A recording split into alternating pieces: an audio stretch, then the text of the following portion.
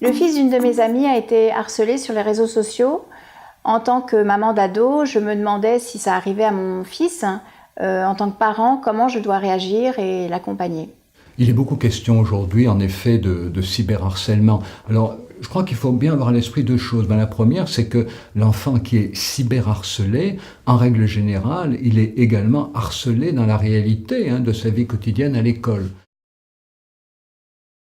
Le cyberharcèlement ajoute une dimension abominable, c'est qu'il peut être la cible d'agressions via les outils numériques permanentes, dès qu'il ouvre son ordinateur, sur son smartphone s'il en a un. Donc c'est un redoublement de l'agression.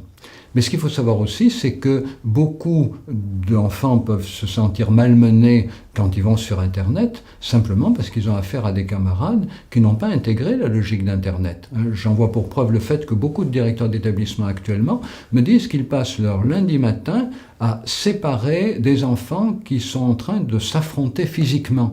Les enfants se sont quittés bons camarades le vendredi, ils ont interagi sur les réseaux sociaux le samedi et le dimanche, et le lundi, ils se battent. Alors comment l'expliquer ?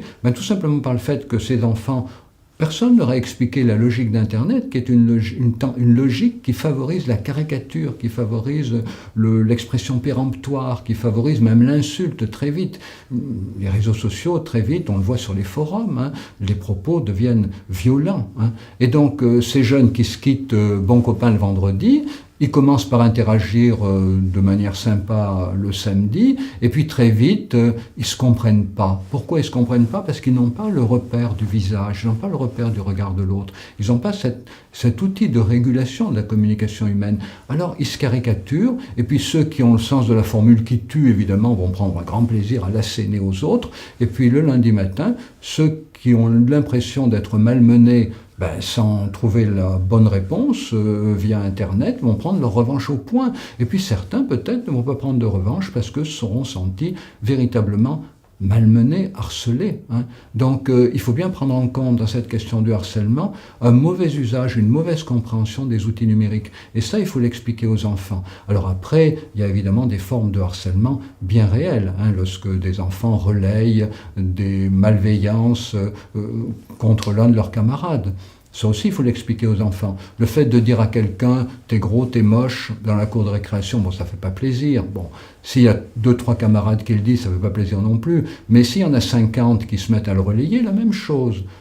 Sans intonation, on se contente de l'écrire sur Internet, ça devient absolument tragique. Donc là, il y a toute une éducation à faire pour faire comprendre la logique des outils numériques. Avant même de se préoccuper des conséquences du cyberharcèlement, il faut prévenir le risque du cyberharcèlement, expliquer ce qu'est la communication sur les réseaux sociaux. C'est une communication à haut risque, et ça, l'école devrait l'expliquer dès le CM1, CM2. Et puis d'autre part, expliquer aux enfants qu'une insulte banale, relayée par 50 personnes, elle est plus banale du tout, et que ça peut faire extrêmement mal, et que agresseur aujourd'hui, victime demain. Donc il faut apprendre à fonctionner autrement.